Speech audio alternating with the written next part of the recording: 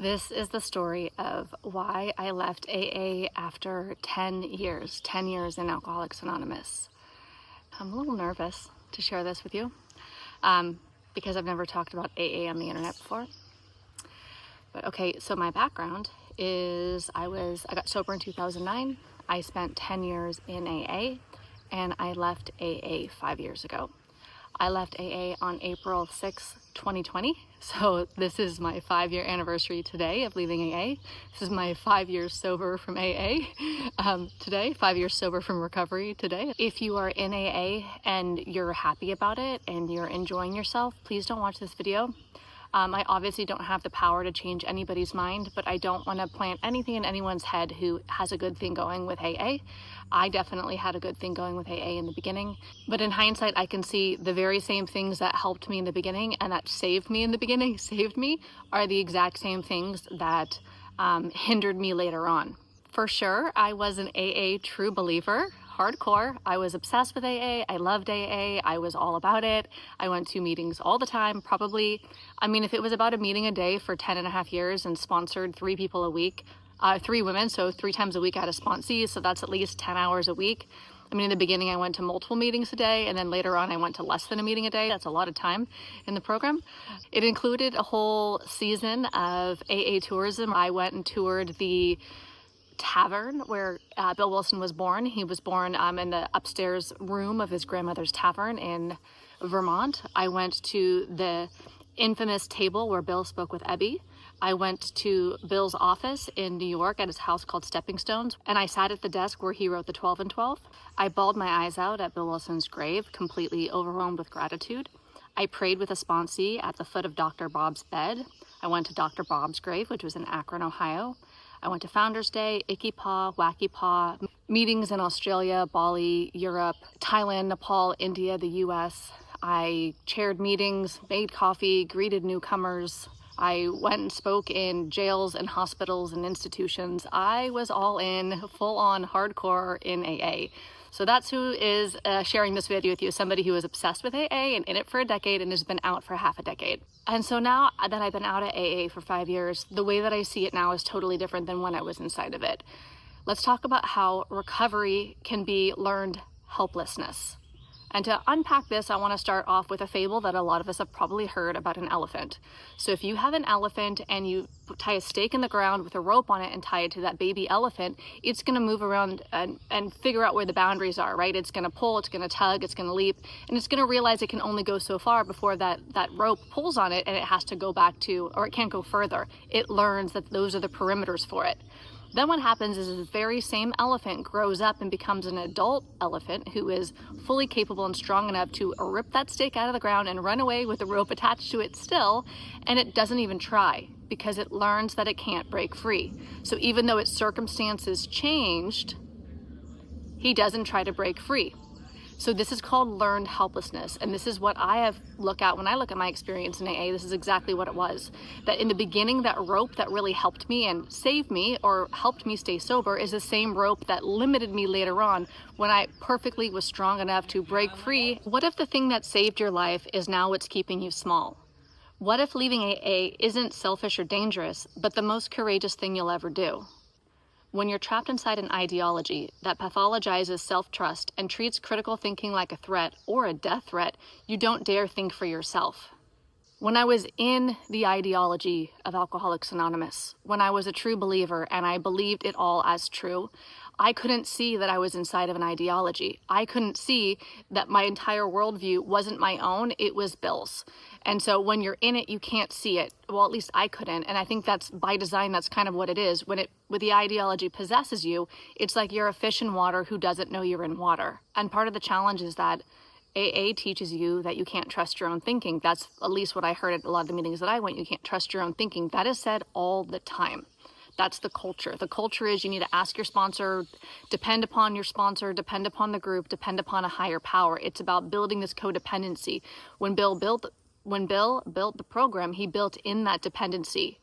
And literally in his words, there's a video of him telling it where he says, we are going to systematically build the dependency upon the sponsor, then the group, and then a higher power.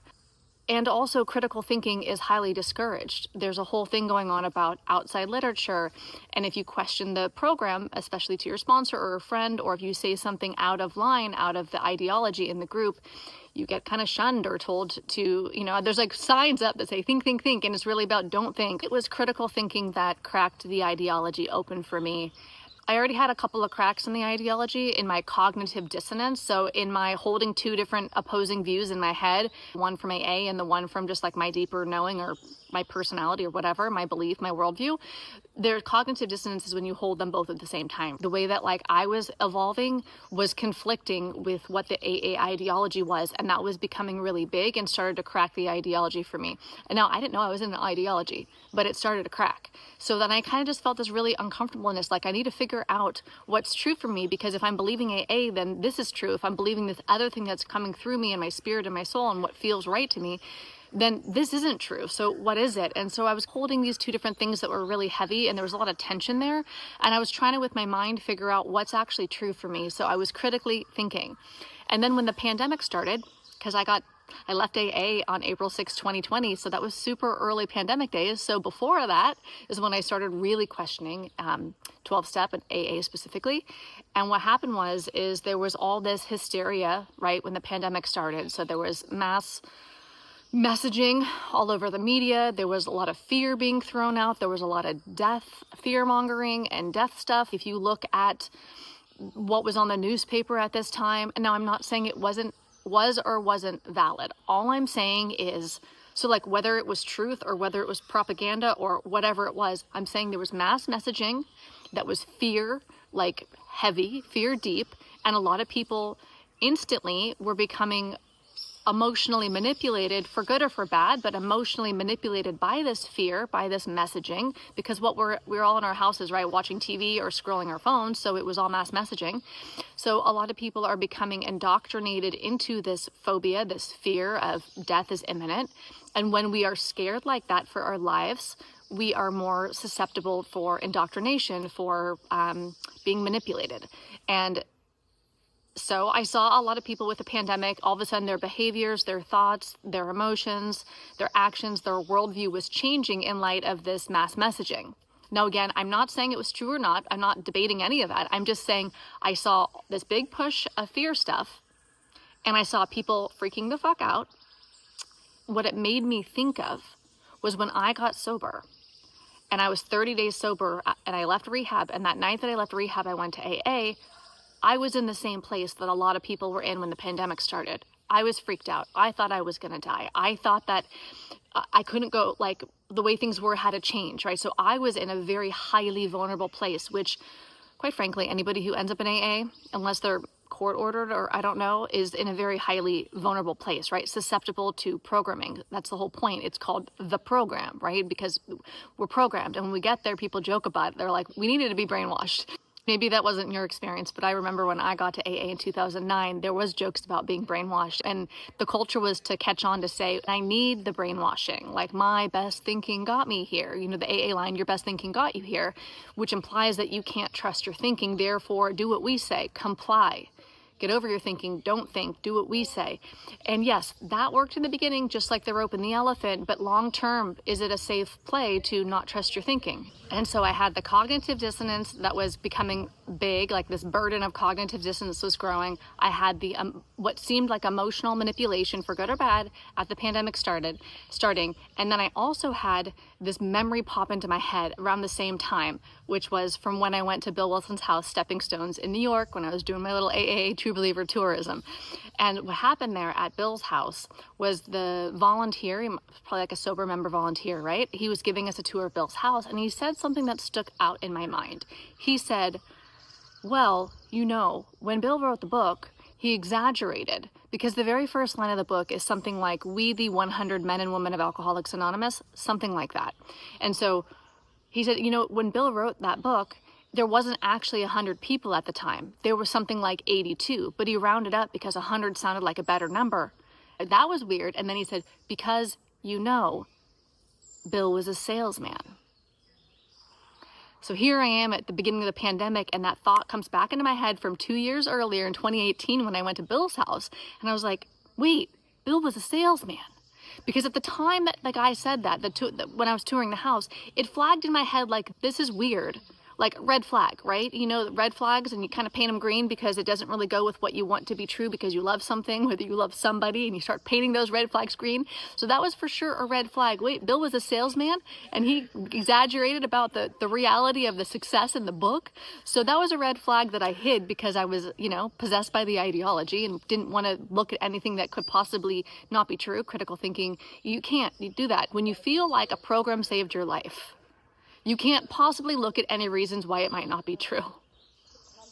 That hits me so deep as I say that. And I really hope that like whoever is like hating that I'm even saying this hears that. Like, I get that it is very disturbing to hear somebody speak against an ideology that you fully believe in. I totally get that. And that's part of the reason why I've waited 5 years to talk about it. I never thought I was going to talk about AA at all, ever on the internet. The fact that I was in it or that I left it, right? So I get that. I get that this is not an easy thing to talk about, and it's a thing that most people don't talk about. And quite frankly, I probably wouldn't have been talking about it except for I feel called to. I feel like I'm supposed to. And I am not going to betray my intuition, my inner authority, my inner compass. In fact, that is what recovery is to me, is recovering my inner self, my intuition.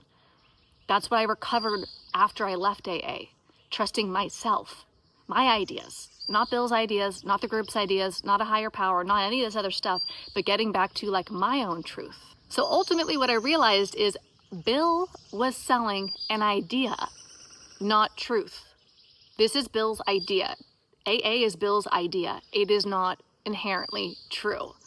As a true believer, that would have pissed me off, that sentence right there, but it is reality. These were Bill's ideas. Bill did not do a research study. Bill was not a doctor. Yes, there are a lot of people who got sober in AA, and there's evidence of that.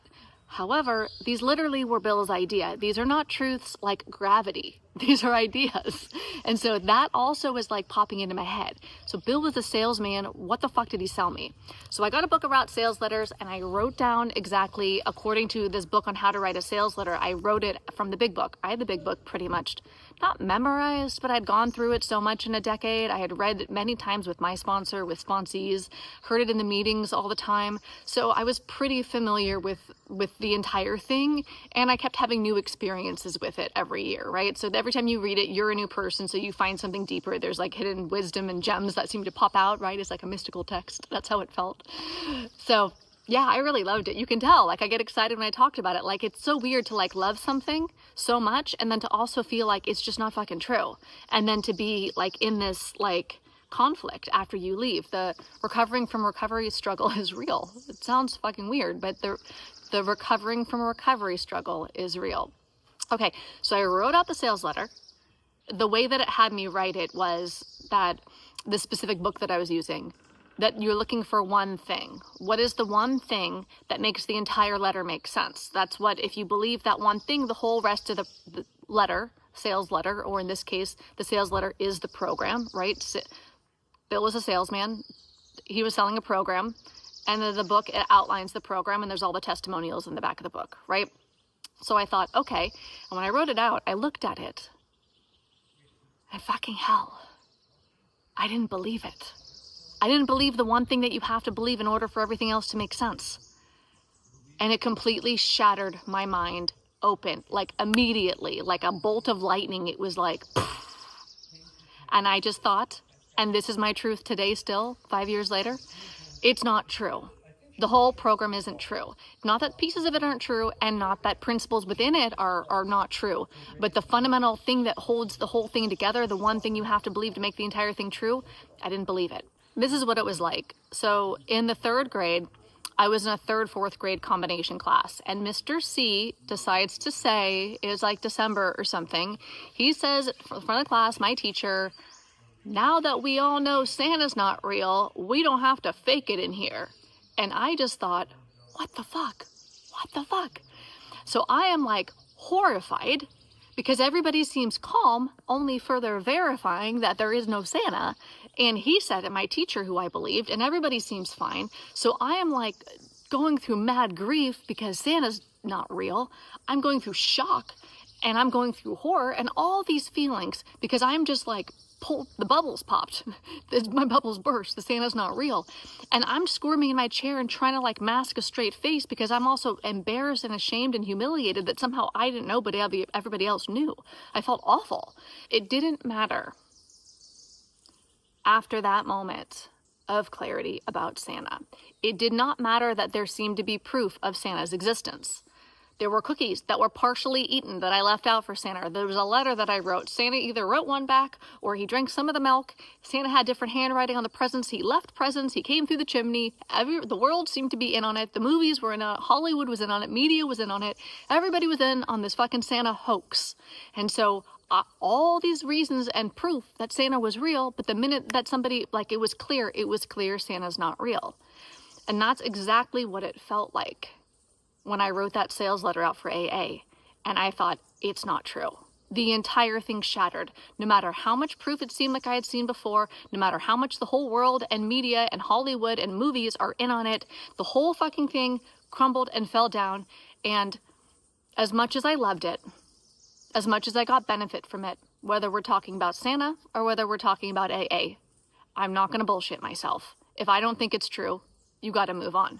Yes, I had to grieve Santa, and yes, I had to grieve AA. But they're not true. For me. Honestly, that's part of the reason why I haven't talked about this and thought I would never talk about this too, because I didn't want to be, like I told my therapist a while back, I was like, I don't want to be the one who tells people that Santa's not real. Like, I don't want to be that asshole. And she's like, hello, hang on, like, reel it in, Tiger. You are not that powerful enough. No one's going to give a fuck what you say. Like, you're just one person. And if somebody wants to believe in Santa or AA or whatever they're going to believe in, they're not going to take one person on the internet or anywhere to, like, change their belief system. And it's true. When I was in AA, there was nothing anybody could say that was going to make me not believe in AA. So, yeah. Cute, you're so cute. Leave it. Okay, so let's talk about freedom after 12-step, freedom after recovery. Our many years sober brains are not the same brains that needed recovery in the first place. AA was the life preserver, not the destination. You weren't meant to live in fear of dying. That's not living, that's survival. What once saved us can eventually drown us. Deprogramming AA allowed me to understand my brain for the first time. So the first year after leaving AA was pretty brutal. The first year after leaving AA was pretty brutal. There was a lot of emotions, a lot of fear, a lot of doubt, a lot of self-gaslighting, a lot of grief, a lot of loneliness, a lot of being shunned by the people that I once called friends, a lot of just fear that I was dying and I was going to do it wrong and maybe they were right and I'd have to tuck my head between my tail and walk back into the rooms and I was wrong. Mainly fear of dying. I was definitely convinced that I was going to die when I was in AA and to leave us to die. And so I had to actually do a lot of work to remove that fear that was implanted very deep inside me, that it is not safe. My life depends, my survival depends upon the program, doing the program. Otherwise I have untreated alcoholism, which is going to lead me to a drink, which is going to lead me to a jail, an institution, or a fucking death. And so to deprogram, that's the answer here. That's what I did to get free. I deprogrammed. And it's obvious when you think about it. It's like we get there and we get programmed and we get programmed willingly and that it actually helps us. Like the elephant in the rope, it's going to serve its purpose. But then eventually we can break free. And when we're ready to recover and move on and move on with our lives, get off the life preserver, get onto the shore and live our life, right? Because when we're drowning, we need the life preserver, but we don't set up home on it. We get to the shore and we move on with our lives. Now, I don't know how long people should be in recovery for. I for sure could have left at 5 years. I didn't need to stay 10. I almost left at 5, but I didn't really know you could leave. But I probably could have left sooner. I don't know. There's things that we need to resolve. Our brain needs to be rebuilt because the same brains that we walked into the doors, into the rooms within the first place is not the brain that we have later. A year, 2, 5, 10, whatever later, we have a different brain. Our impulse control is better. Our ability to feel what's happening in our body is better. Our ability to be with our emotions is better. We're literally different people. So amongst that struggle period when I left and I was literally recovering from recovery, which I've never heard anybody talk about, but the recovering from recovery struggle is real. I started noticing things about myself. Things that I was told before by my sponsor were character defects, were untreated alcoholism, alcoholic thinking, dry drunk, all of these terminologies, these words that are within the culture of AA, that are ideas that are not medically recognized. They're not actual diagnosis. You can't be diagnosed dry drunk or alcoholic thinking or anything like that. These are terminology within Alcoholics Anonymous, although what I just said would have pissed me the fuck off when I was still in AA. But the reality is true. You're not going to go to the doctor and get diagnosed with untreated alcoholism or dry drunk syndrome or alcoholic thinking. So when I started noticing how my brain was actually working, what's actually triggering me, how does my mind actually work, I started to notice that it works so differently than a lot of the other people that I started to stumble across this word. Now, this was 2020. I started to learn about this word neurodivergence, neurodivergent brains. And this is I'm getting the craziest chills. This is part of the reason why I believed AA went so deep into me, because it was speaking about my entire life experience, but it was calling everything alcoholism versus alcoholic versus normie, and the AA ideology really touched upon something I had never known about or considered and wasn't widely understood by society yet. Now, neurodivergence still isn't totally wildly understood or broadly and widely understood by society, I don't think. But so I started noticing that my brain was really different, and I started peeping around what the fuck is this? Now that I'm not self-medicating with alcohol, right? Because that's going to change how I think, feel, and perceive the world and experience the world and sense the world. And now that I'm not medicating with AA, because AA certainly did give me a daily reprieve. Let's be honest, there are benefits to AA. There's a lot of them, and I love them and I miss them. But so there's a daily reprieve, not because of why AA tells us, but because we're literally having a biochemical experience within the program of Alcoholics Anonymous, from the connection, from the rituals, from all sorts of things, and structure. So basically, I'm starting to see who I am for the first time without self-medicating. I'm not smoking cigarettes. I'm not drinking alcohol. I'm not using AA. I'm not using anything to cover up how I am sensing, experiencing, perceiving, thinking about, feeling about the world, my life experience. And 1 year after leaving AA, the biggest what the fuck plot twist happened, which now makes total sense. But I got diagnosed autistic 1 year after leaving AA. A lot of what I was told in AA were character defects or whatever, and I was literally doing inventories about my character defects are fucking autistic traits. It's ridiculous. I'm literally praying to my higher power to remove these traits that are my natural wiring. You know what that is? That's praying the autism way. You know what that is? It's impossible. It's not gonna fucking work. But that's what I was doing within Alcoholics Anonymous. And now I'm not saying that I think everybody was doing that. That's just when I looked with more understanding and a more modern look at the brain and addiction and neurodivergence and all the things that we know today, it's called autism. That's what I was diagnosed with 1 year after leaving AA. Since then, I've also been diagnosed ADHD. This is called ADHD. Thanks for the photo, Bob. You're so cute. Hi, baby.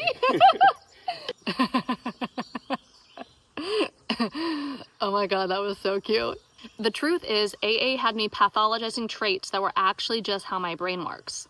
And now I want to briefly talk about how I deprogrammed AA. So first things first, oh my God. I had to understand, see, it goes deep. I had to understand high control systems. I didn't know what high control systems were. I didn't know I was in a high control system, but I was certainly experiencing what I now refer to as a high control hangover. That period after recovery where you're kind of what the fuck? You're having an identity crisis, your emotions are all over the place, and you're figuring out how your brain works without medicating on anything, including recovery. And so I had to explore high control systems so that I could really understand what was going on with me. I studied emotional manipulation, and I looked at how to recover from mind control, because that's what it is. And yes, we needed the mind control in the beginning, but at a certain point in time, it's about getting your mind back, recovering your mind. I wanted to recover my mind and to not have all these, remove what was implanted in me. And so for me, it was like the fish in the water who doesn't know that they're in water. I had to learn about the properties of water so that I could see it. And once you can see it, then you can kind of remove yourself from it. I couldn't get through the high control hangover or the deprogramming AA programming until I could actually see what it was. So I needed frameworks and structures. So I went deep in studying all of this stuff. I also really studied a lot about addiction and recovery. I took every single course and training I could find that were for like therapy level. So these are the trainings that therapists do to get their continuing education. I'm not a therapist, but I was like, what's the current people who are supporting people in addiction recovery? What are they learning about addiction? And the reason why I was learning all that is not just because I love that stuff, because I do love learning about it. It was more like a survival thing. I had a question, and the question was, is it safe to leave?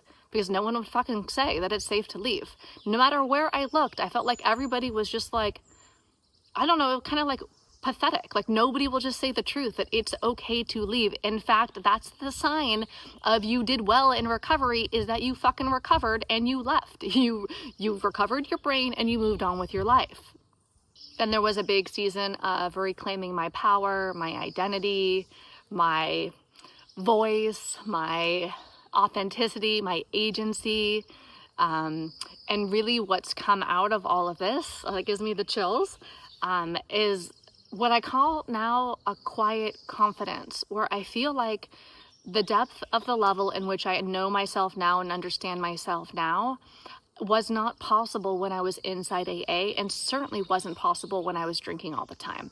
And so I am so grateful that I went through this whole process. I don't regret any of it. I do not regret the past. I don't regret any of it.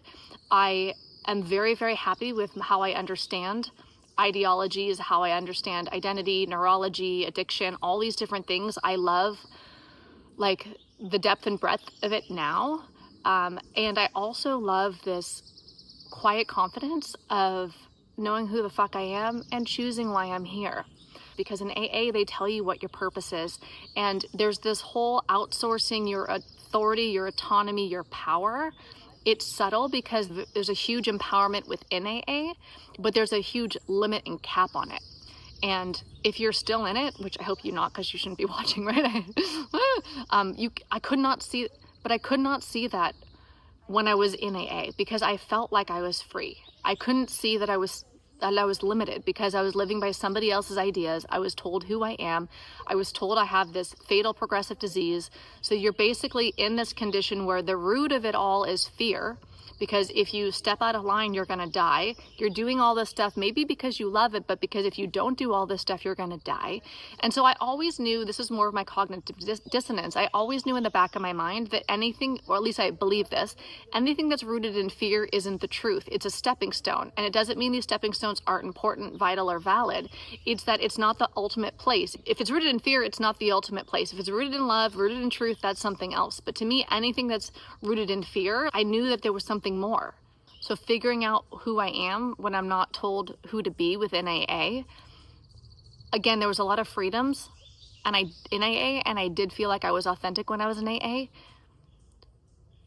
but there was another level. And that's the way I see all this ultimately. It's about evolution, and it's not that I'm definitely not anti-AA. I definitely don't want to AA bash or anything like that at all. I am so grateful for AA, truly. Bill Wilson is a legend. AA was revolutionary. It's just not the 1930s anymore. And honestly, there's no fucking point in me spending my life in a church basement thinking that the way that my brain is naturally wired, which has now been called by medical professionals actual diagnoses of autism and ADHD, thinking that the very wiring of my brain is something that I need to give to God and I need to be writing about all the time. It's literally an impossible task.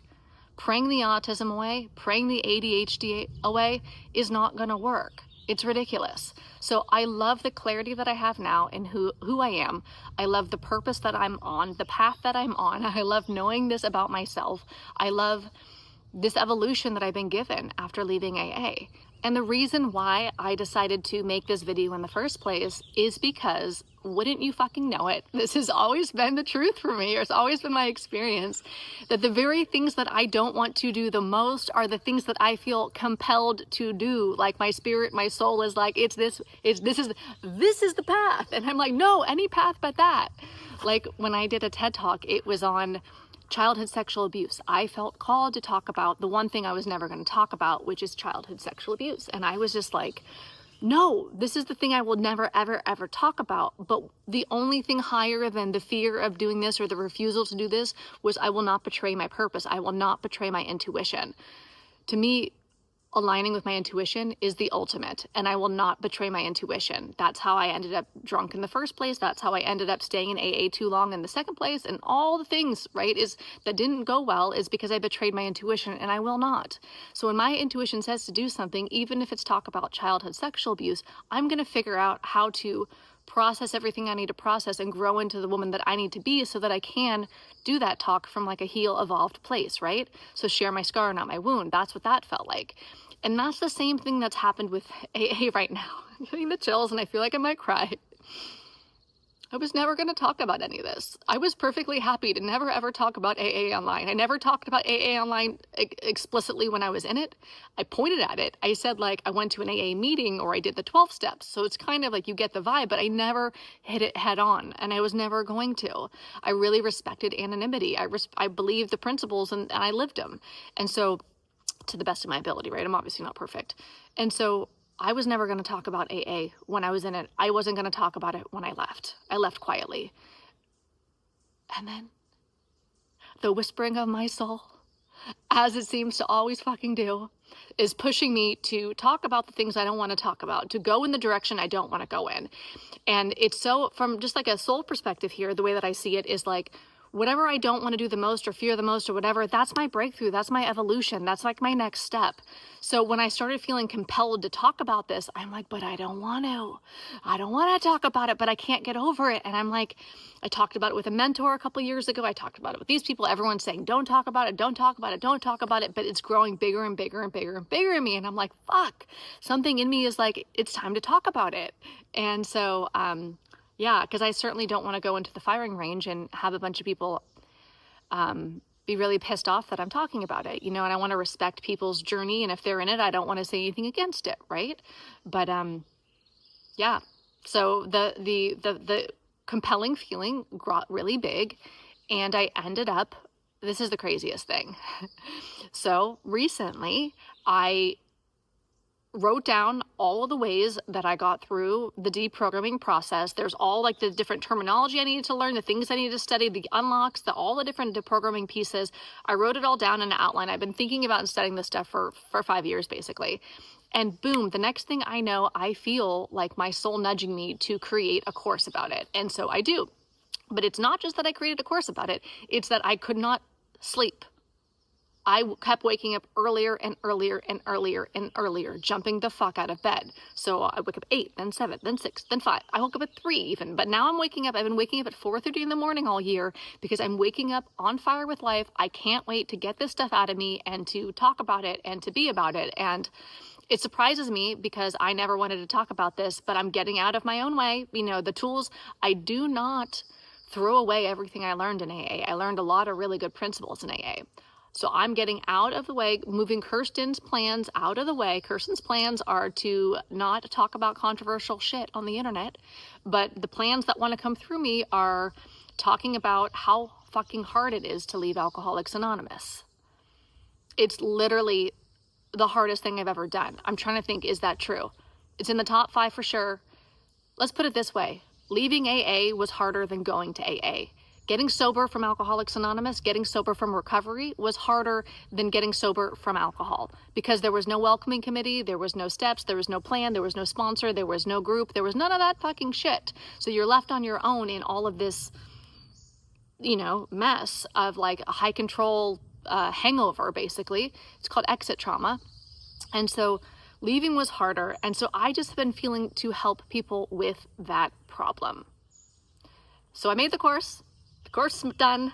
I fucking love it. I'm totally obsessed with it. And I'm going to start talking now on the internet about leaving AA and leaving recovery and leaving high control ideologies and helping people get through that because it's really fucking hard. And so that course is called Evolving After Recovery. It goes through the deprogramming from AA process and it starts soon. If you're interested, I'll put the link below.